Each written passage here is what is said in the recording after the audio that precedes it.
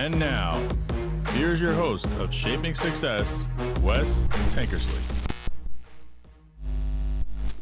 What is up, everyone? Welcome to Shaping Success. I'm your host, Wes Tankersley. Today we have a guest who kind of popped around. He's from Japan to America, America to Japan, back to America. And he has been on One Drink Wednesday with my friend Jay Finning, who has introduced us. And we just kind of formed this little relationship, and I wanted to talk to him a little bit about what he's got going on. So, John, welcome to the show, man. Hey, what's up, man? Wes, how's it been? How's it going? Let me just adjust that a little better there so you can see me more than the car. More than the car. Yeah. The the car's an important thing, right? You got to get the good stuff in, right? Yeah, so No one you've wants been to look in at this. Yeah, whatever. So you've been in Japan for a few years and you just got back, but you've been away from your car, right? Yeah, I was in Japan close to 3.5 years. Was pretty much away from my car the whole time.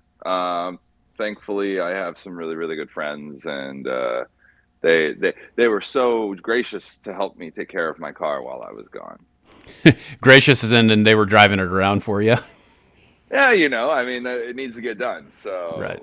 they took it upon themselves. Yeah. Well, tell us a little bit about yourself, kind of where you're from, what you do, those types of things. Yeah, okay. So I'm from California. I've been born and raised. Actually, before I moved to Japan, I'd never been anywhere else really. I mean, I've been to Nevada, little things here and there, but never really traveled. So it was kind of a go straight into the deep end type thing. But grew up in Northern California. Really, it's one of those, you don't really know how much you like something until you move away. Hopped all around California. I've lived in San Francisco. I've lived in LA. I've lived in San Diego. I'm living in San Diego now. Sacramento. I've been all over the state. I started my career back when I was 19. I went to a technical school, kind of like UTI. It's no longer around, actually. It's called Wyotech. Yep, And, I've heard of that. began my love with cars very early. Started a career in that, and kind of got lucky out of school, and just started doing fun, like tuner shop, race car stuff, and jumped around for a long time doing that. Realized it's a lot of work for no money. Loved what I did. Absolutely loved what I did. Learned everything I could from as many people as could tolerate me. And then decided to kind of get in to maybe a slightly different avenue of it, and I went and I actually joined Singer Porsche. Singer Porsche back when they were just starting, so I was the sixth employee, and so I helped them a lot in the beginning, and that was really fun. I stayed there for a number of years and resto-modded, I guess you would call it. Uh-huh. $500,000 to $2 million Porsches, which was a lot of fun. Then, lo and behold, fate happens. I had a really bad accident, and that had nothing to do with driving or racing or anything. And I decided, well, I can't keep working as a mechanic. What do you do? I kind of seized the opportunity to go back to school. So that's what I did. I went back, got a degree, and met a girl, and that's kind of the end of that story. That's Kind of where you're at now. right? Yeah. So then I met a girl. She's Japanese. We hit it off really well, and then she had to go back. I decided to go back with her, see how it was. So you mentioned that as working at Wyotech, you weren't like a body repair guy or anything like that. You were a mechanic, so you're working on engines and suspension and things like that. Or what was your kind of expertise? What did you learn to work on? Yeah, they taught us kind of the whole system of the car. The things that through my teaching and training, and then through my later career, the things that I really ended up excelling in was suspension and chassis. I can do virtually everything on the car, minus body work. And I usually leave tuning to the experts. It's just one of those things I can do. I'd rather pay someone to do it, in those senses, just because I'm not as comfortable with it as some of these really really talented guys are, and I won't get the results that they can. Right. So for me, it's better to kind of compromise or not compromise, compartmentalize those things and try to stick with what I know. The problem is not so few people want to concentrate on suspension and chassis, so I end up doing suspension, chassis, brakes, engine, um, and so I do a lot of things. But that's where I kind of that's where I like to live. And we're talking cars, right? For the majority, you never really worked on like trucks and things like that. It's mostly lowering and stuff like that. Or did you end up working on like some 4-wheel drive stuff as well? I've done some four-wheel drive stuff, but more as a hobby than anything else. I kind of started in racing and sports cars, and that's kept me busy enough, thankfully. I've been doing it since I was 19, so it's been 16 years of it. So I have never had a chance to be that slow, thankfully.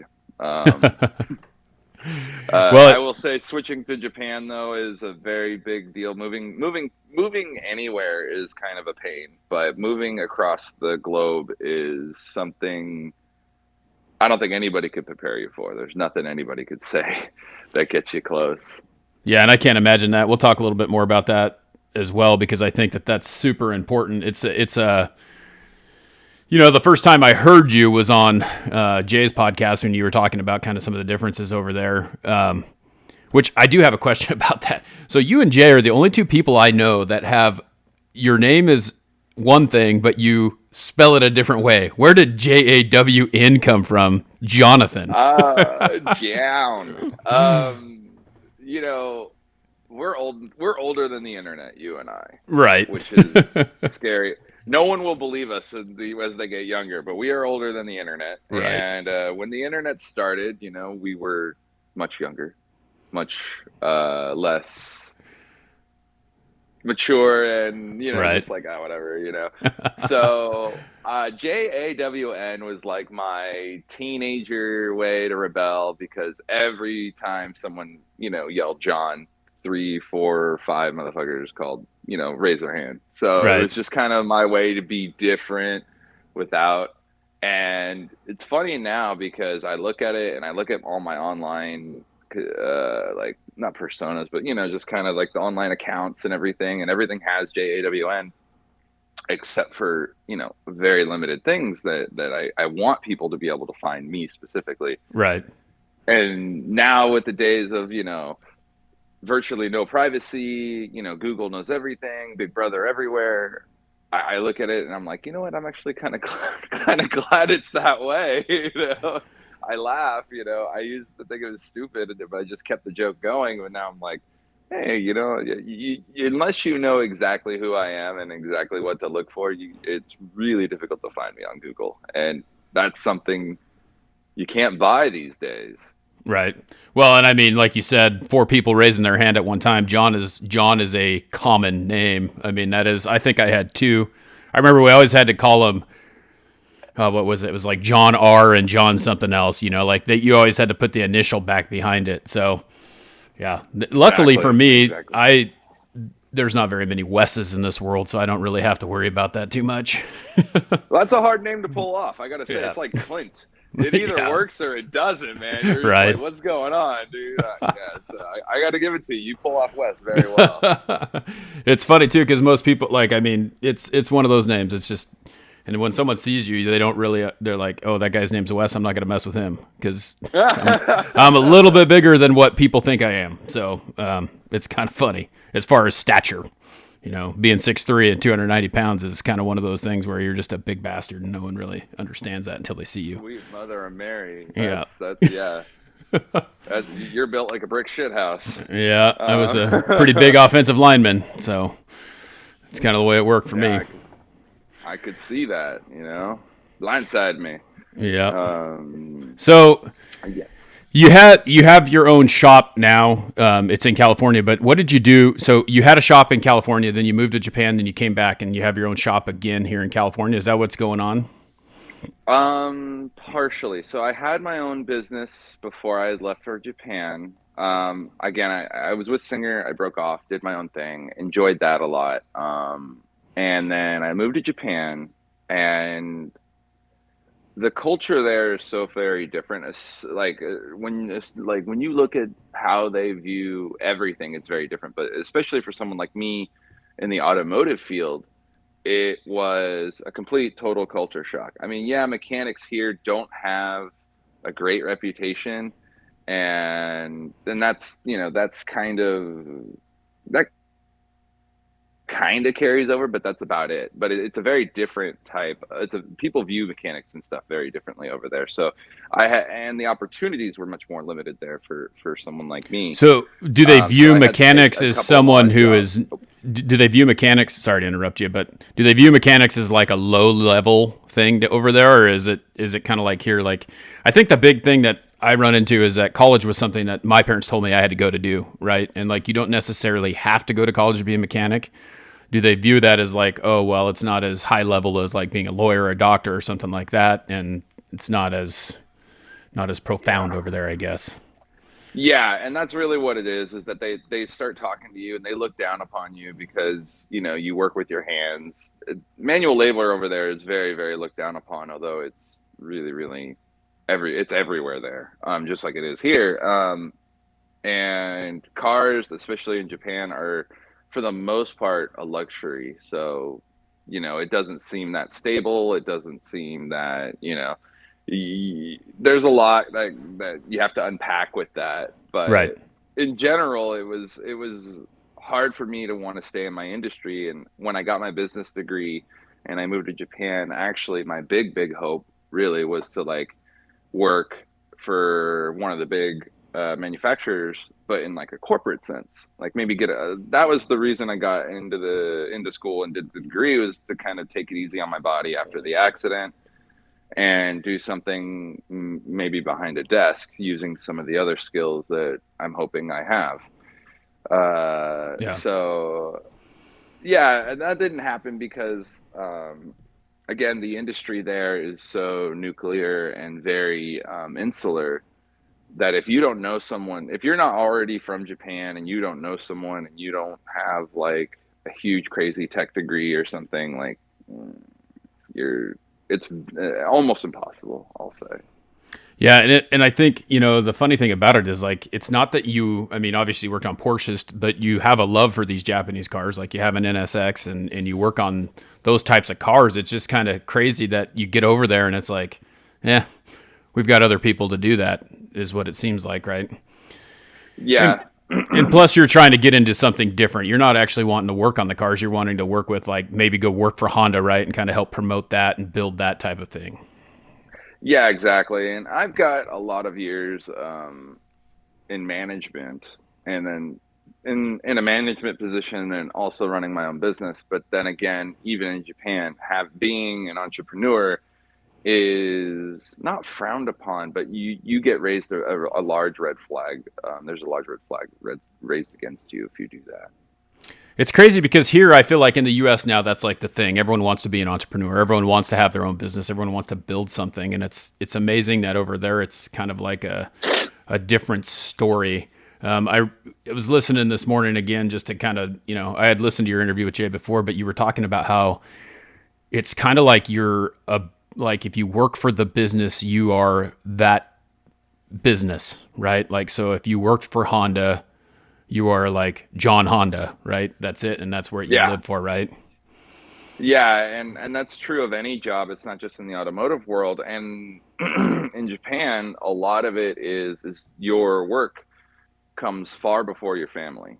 So the people you work with are supposed to be more important. You're supposed to do a lot more, go out of your way a lot more than you would for maybe your family. And so that's a huge culture shock for me.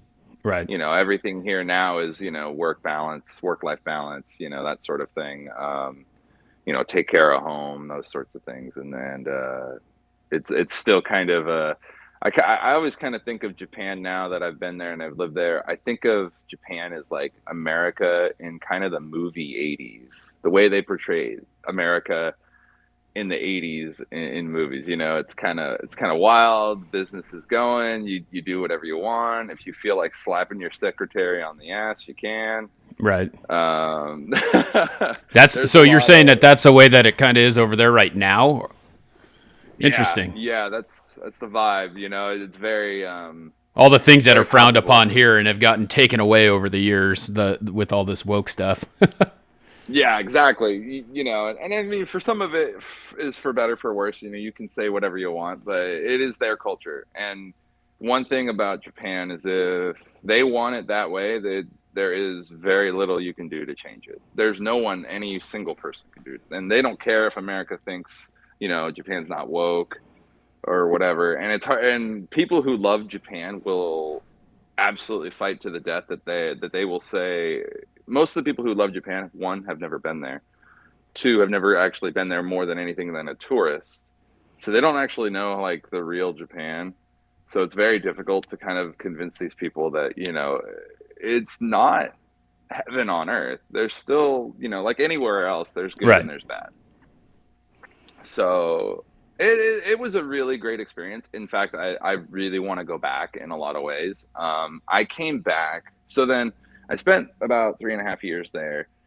I didn't mind English teaching. First off, there's nothing wrong with teaching. It's an absolutely fine career.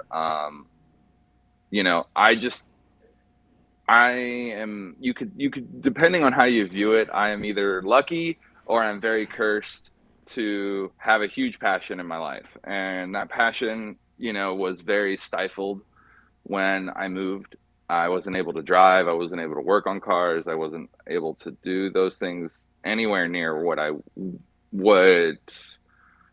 my drive, my passion, that desire was needing.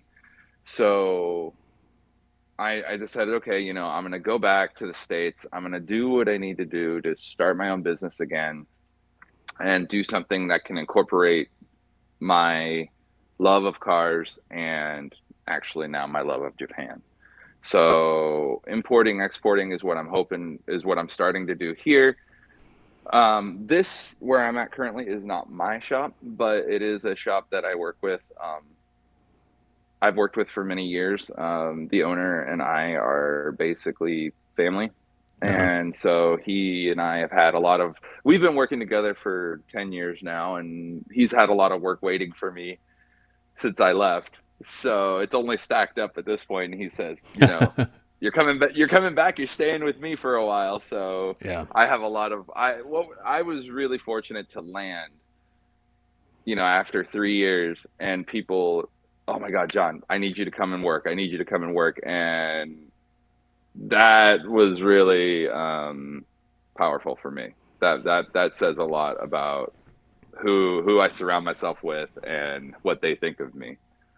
Yeah, and I look at things. I look at everything as like kind of a lesson in life, and you think about like what you're talking about, what you had to do over there versus what you're qualified to do. Did you even have a car over there? I mean, was that to the point where you couldn't even have a car over there because no one really has one? And then that's really got to be tough because this is what you've spent your whole life doing. This is what you love to do. And you're right on the money there. I lived 20 minutes from like the most famous downtown area in Tokyo, Shinjuku, and having a car in that area is it's more of a status symbol than anything else. You absolutely don't need one in Tokyo. But for guys like me or Jay, you got to have something. And we got to have something. Right. And I was not able to do it. In fact, it took me almost a year to get my license there, which is it's another very difficult feat. But Right. yeah, so that was a very difficult, you know, 3 years not having anything, and then knowing I have this crazy, amazing supercar I've spent all this time and money on and stuff sitting, getting cobwebbed, you know. So Right. Yeah. So you ended up coming back here. Was there a reason why? Did you have a hard time getting citizenship over there? Because I know that it's like super hard overseas to get citizenship. Even if you marry someone, I think it's even tougher here on most people. It seems like anymore. yeah, I think the biggest like mistake people make in that process is thinking, oh, why don't people just do it legally? It's so easy. It's anything but. When my wife and I were talking before we got married or right after we got married, we were talking, where do you want to live? Just right off the bat, it was 3 months for me to get a Japanese visa versus a minimum of a year to get a US visa after we were married. And that's only if we passed all the interviews and crazy, tests and stuff they put you through to stay in America, to Right. make sure, it's not a bogus wedding. And I looked at I've had some friends who have married non-citizens, and I know the questions that are asked. And knowing my wife the way I knew her, or I know her, you could put her under truth serum, a fifth of vodka, and she wouldn't answer those questions if you had a gun to her head. So, Right. they do make it difficult, and it can be very expensive. It doesn't have to be. You can do it by yourself. We did my Japanese visa, just her and I, and it cost virtually nothing. But it is a lot. But the Japanese citizenship, only because I never really wanted to be a Japanese citizen, and there's a few reasons. One, even if I'm a Japanese citizen, I'm never going to be Japanese. I'm always going to be a foreigner. Right. And that is kind of one hurdle that, there's really very little benefit.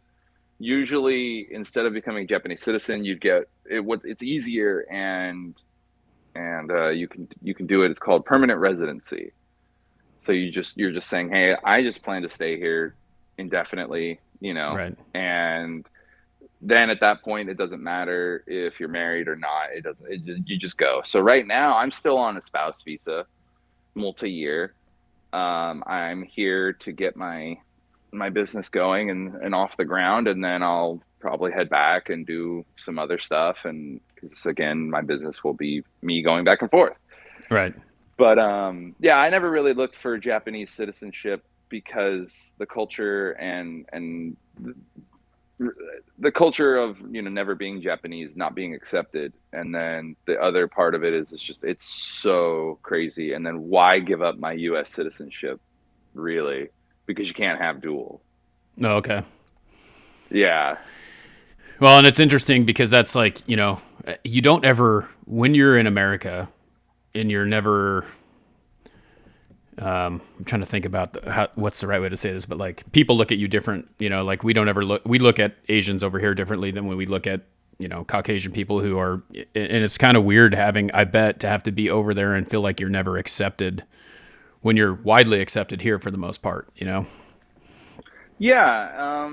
I think, I think the difference between the two cultures in that sense is really, here in America, you're supposed to feel accepted no matter what you are. You could be, white, black, Asian, gay, man, female. Everybody's like, that's what we're selling you here. Right. Over there, no, you're Japanese, and if you're not Japanese, you need to assimilate 100%. You do Right. it our way or you get out. There is no like, oh yeah, like we offer the driver's license test in 25 different languages. No, Right. it's offered in 2, and that's it. If you don't speak one of the 2, you're done. Yeah, and I think a lot of that has to do with the fact that, like, you think about the U.S., like, we've always been like this melting pot. We've always wanted all these different people to come here to build the U.S., and Japan's been like, it was established way before the United States was. So they're like, we're going to reserve this culture. We have plenty of people. We don't need any more. And if you want to come over here, then you be like us. And if you don't want to be like us, then go ahead and get the hell out. Yeah, Japan is over 98% Japanese. Oh, dang. 98% is a huge number. And they are really adverse to change. This is my dog Archie, by the way. Sorry, he was begging to hang out. You're good. So they are really kind of slow to change, and I think especially Westerners, the funniest thing to tell people about Japan is it's probably the most low tech first world country I could ever imagine. Wow. I mean, they still you have to fax resumes and paperwork. Yes, they don't take emails or PDFs. So did you No, have a fax machine in your house? no, we didn't have one in the house, but you did have to use one at like a local convenience store Yeah. or go to the office or something. But yeah, you needed a fax. That is crazy. Like you have a hard time Yeah, finding a fax anymore. It's like, hey, I gotta like that's kind of how it is here. Like I gotta go to the UPS store, and if they have one, if it still works, if they still have a landline, right? Because it's got to go through. right. That's so crazy. If you can find someone who still knows how to work a fax machine, Exactly. that's And like then our they age stuff, like when we right. were going. Yep, Yeah, that so was the cool scanner back in the day. You had to like, hey, can you fax us? Yeah, it'll cost you 50 cents a page, but we can get her done. yeah, exactly. And 20 minutes of your time per page, Yep. you know. Just did that whole thing. It was nuts. But yeah, so, they're very slow to change. Uh-huh. And a lot of that comes from them being such an old culture. That being said, I don't think I think the things I've said haven't sounded all that positive, but I really enjoy the culture a lot. It resonates very deeply within me, in a lot of ways. Again, it's not perfect.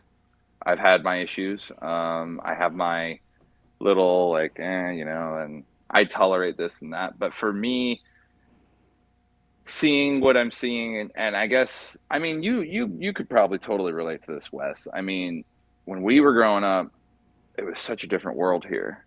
Yeah. Like you could leave your kids at home, just tell them to lock the doors, don't answer it for Right. anybody.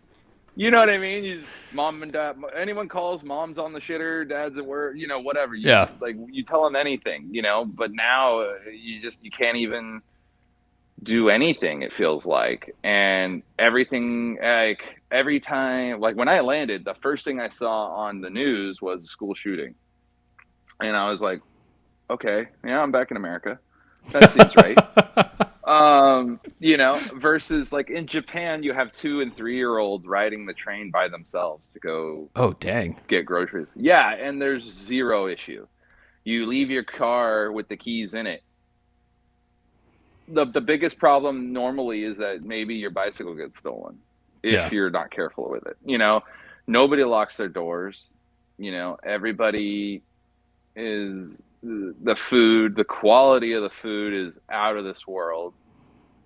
And to be honest, like I lived, like I said, 20 minutes from downtown Tokyo, and compared to California, the cost of living was totally reasonable. I could have had a reasonable, totally chill, normal life being an English teacher. Yeah. And I had my own apartment with a dog, and I could eat and afford to go out once in a while, and that was a wake up call because I mean, here, especially in Southern California where I am, if you don't have like a 9 to 5 plus a side hustle, plus you got like an Etsy Uh, shop, you're barely making ends meet. yeah, it's crazy. I think one of the biggest things that the U.S. affords a little bit too much of, and I feel like there should be like a happy medium, but there's so many choices, right? We have way more choices here than you had over there, but there's got to be an in between. We can't just keep giving people choices for everything that they do, and that's the hardest part. It's like, okay, so if you identify as this, you can be this. If you want to go to school to do this, you can do this. If you want to do this, you can do this. I mean, like, there's all these things that you have 1,000 choices for. And But I can't choose to keep driving or purchase a gasoline car. right, I can't make the choice to buy a generator. Maybe I don't live within 100 miles or round trip of and I can't afford a $60,000 EV. But right, these are the choices that are getting made for me. But I can still choose my identity and right. gender and how I want you to address me. And I think it's become for me it's been a long time of being somewhat ridiculous in that sense. America's biggest freedom was the freedom of choice. And the older, and I think you could totally understand this, is the older you and I get, the less choices the less choices, not just we, but anyone younger than us has Yeah. than we did growing up. And that's kind of the realization I came to, especially living outside of the US. Japan is not known as land of the free, but my personal freedoms were far greater than they are here. Now, that's not to say, freedom doesn't mean, without consequence. That's not the same. Right. I think that's the big, oh, you can't just do this and that. But like in Japan, you've been to Vegas, I know, I'm sure, right? Yeah. You go out, you drink, anywhere's good, open container, they don't care. Well, the entire country of Japan is that way, and they don't have a single problem with it.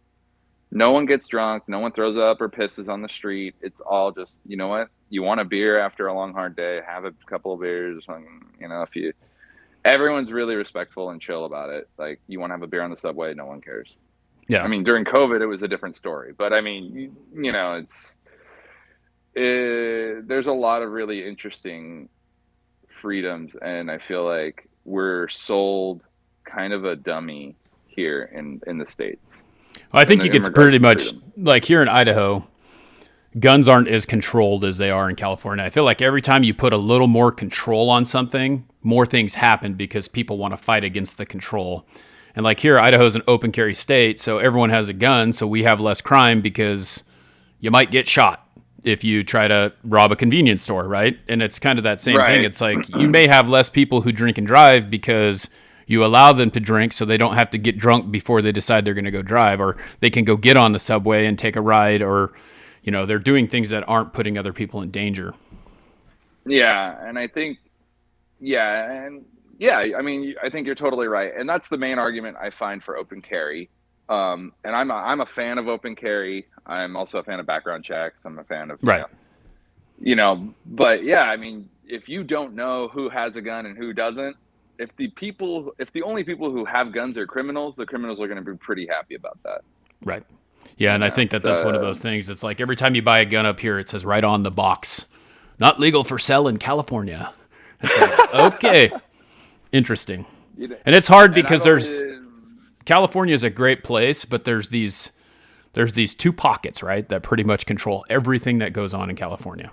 I mean, that's the reality I look at. It's like LA and San Francisco, and all the population is in those two pockets, so all those people make the decisions for the rest of the state, which I was born in California, so I grew up there. I was there until I was 10, and my parents moved us up this way because it was just, even 30 years ago, it was different. So it's kind of crazy how far it's come. Yeah, and now, I mean, with the mass migration of Californians, and then in general, California is just the first to do it.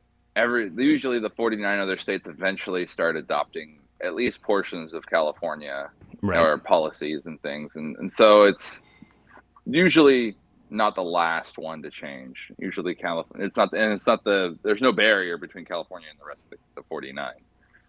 Yeah, But thankfully, there's a lot of culture in a lot of other states that can fight off a Right. lot of the California. I think that the hardest thing, though, is like some of these policies that they're putting in place for people like you. It's like, are people like anyone who lives out in the middle of nowhere? Well, you can't have. Are they?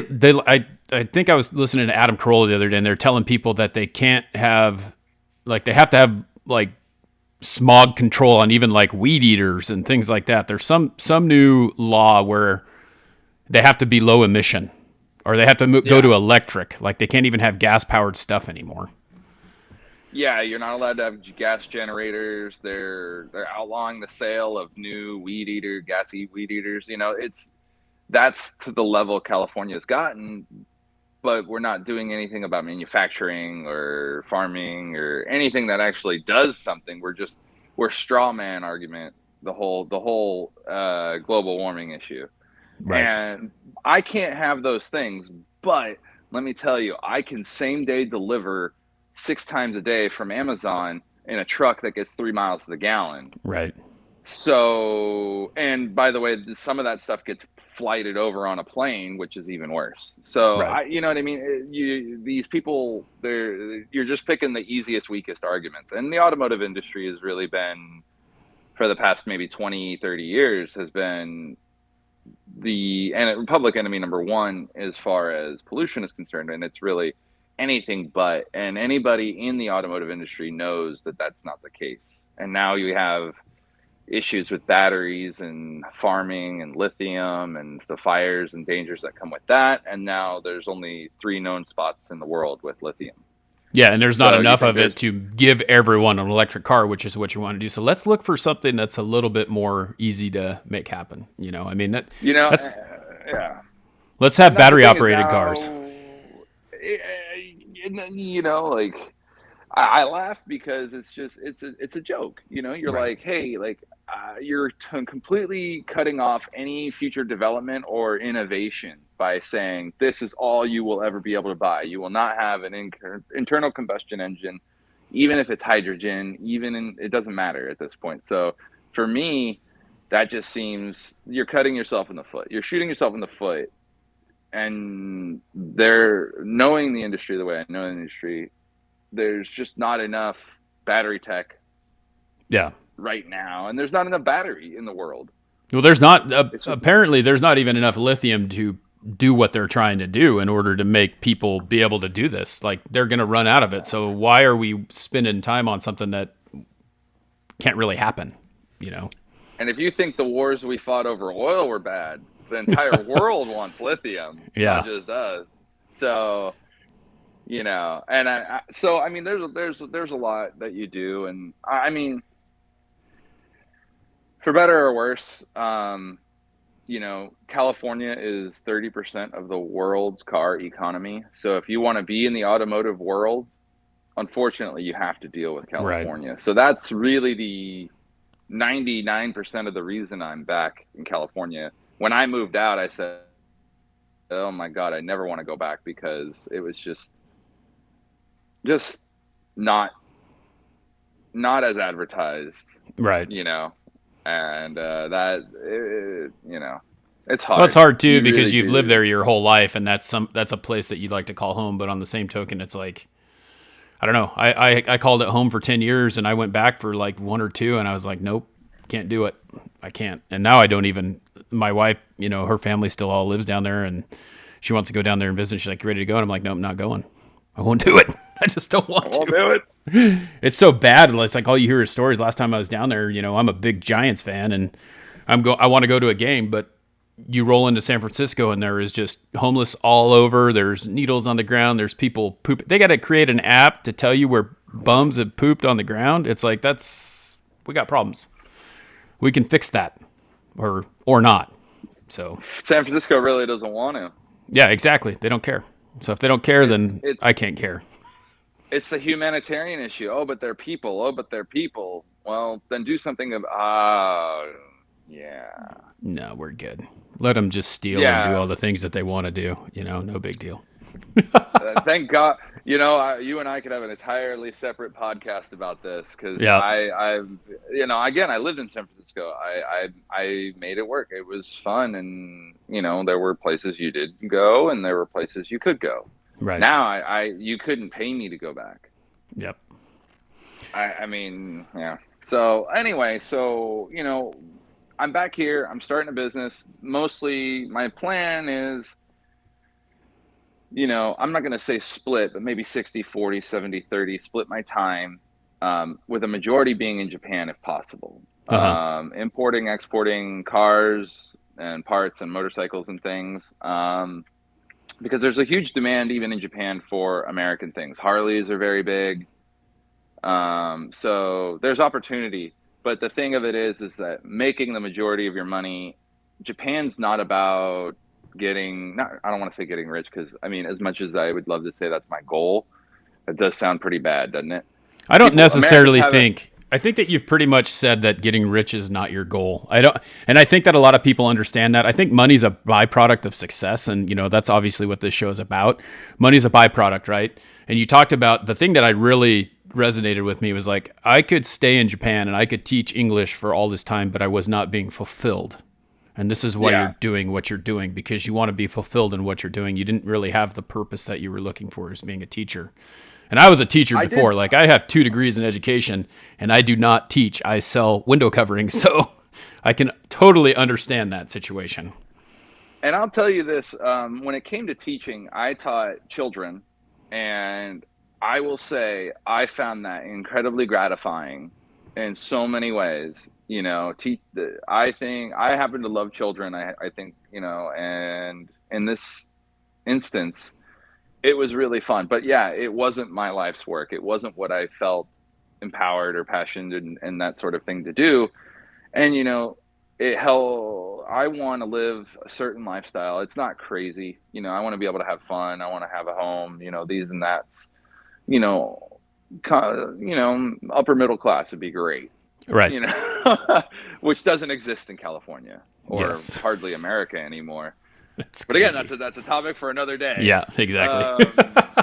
So, and that's what I really would like to do, is the ability to travel back and forth, in Japan, it's any money you make. Like if I had any employees, it's like if I made 50,000 a year, they had to make 50,000 a year. It's Right. everything is very evenly distributed there. And that's hard to do, especially as a startup.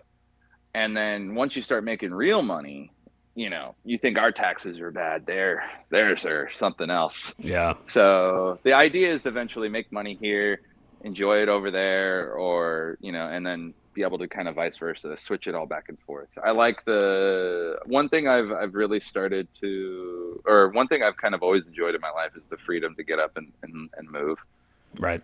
So I think the idea of moving back and forth between different parts of the world has an appeal to me for some reason. And, Yep. and I'm going to try to see what I can do with that. Go on, Archie. Well, that's Go on. awesome, man. I really appreciate you taking the time to be on here. If anyone wants to give you a follow or purchase anything from you or anything, where can they find you? I have a couple of different places. Right now, I'm kind of pushing my own YouTube channel. It's Gearhead in Japan. That's where I'm going to start selling a lot of like used Japanese vehicles and start doing a lot of things there. So that's probably where I'm spending a majority of my time. That's easiest.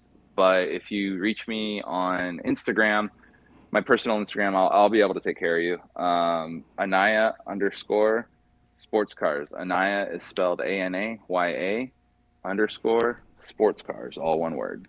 So Awesome. yeah, I mean, I've seen you on One Drink Wednesdays many a time. It's always Yeah. fun to talk to you. It's been a blast. Yeah, you're always So, welcome on there, thanks for man. having me on. Yeah. I do have one last question that we always ask. This is the one that you can't get away from. If you had to define success for yourself, because success is different for me than it is for you, and we kind of hinted at like money. Some people look at that as success, but I don't necessarily feel that that's it. How would you define success for yourself?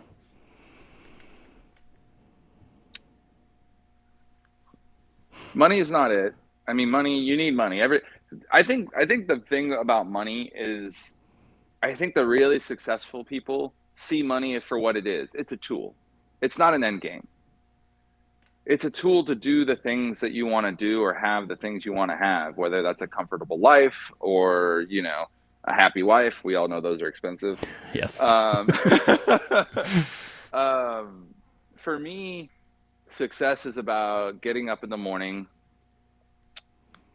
not hating going to work, enjoying going to work even, maybe not all the time, but we'll just say on average, Yep. getting up, being able to go to work, having no worries about, eating that day or, food, and having a plan, and just being able to have stability and understanding and fulfillment in your life. For me, success is just about doing what when you go to bed at night, do you feel like, if I was to go away and just lights out, brain aneurysm or something in my sleep, would there be a regret of how you spent your life, and for me, that's why it's hard to do the desk jobs and this Yeah. plugging in numbers every day. It's like, does it make a difference? And I like making a difference. I like interacting with people. I like sharing my passion, not just with other car people, but with the world.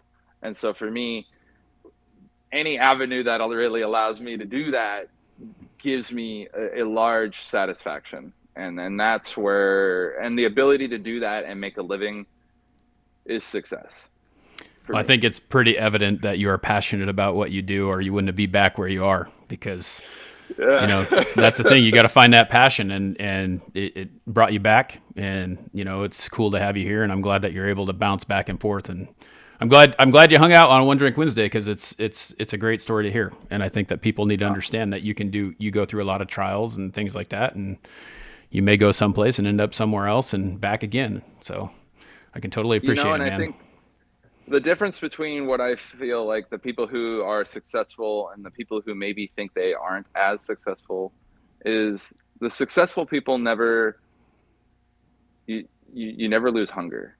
You Yeah, like, I've struggled for that next meal. I've not known, I've had to choose between food or rent, and I've never ever wanted to get there again. right. So for me, the successful people always have that kind of like, no, like, I need to keep pushing. I need, Never satisfied. never, I don't want to say never satisfied, but never content. Yes. For me, like, you can understand, like, hey, look, I'm here, I'm happy, I worked hard to get here. I'm going for that next one. And in Japanese, there's actually a term that really resonates with me, and we use it a lot in the car world. It's called kaizen, and it's constant improvement, even minuscule. It's usually constant, tiny improvements. If you Yeah. can just always do a little bit better, a little bit better, because let's face it, no matter what we do in anything, window dressings or car stuff, there's always some way to do it a little bit better the next time. It's never Right. perfect. And I think the really successful people always strive for it. Yep. I like that. I like it. That's awesome, man. Well, All right, John, man. I really appreciate it. Thanks for taking the time No so problem, early in the dude. morning. I know we got times crossed a little bit, but I think we got her handled. I think we got it, bro. I'm sorry. I was still on Japan time. Give me All some, good. I got some jet lag. Yep. All right, You're buddy. good, man. All Thanks so right. much for having me on. I appreciate it. Have fun. Yep. Good luck with the YouTube and the success. I All appreciate right. it. Thank Later. you, man. All right, everyone. Well, that is the end of the show. Thank you for taking the time to hang on with this great story that John had to tell us. Until next time, I challenge you to find the shape of your success.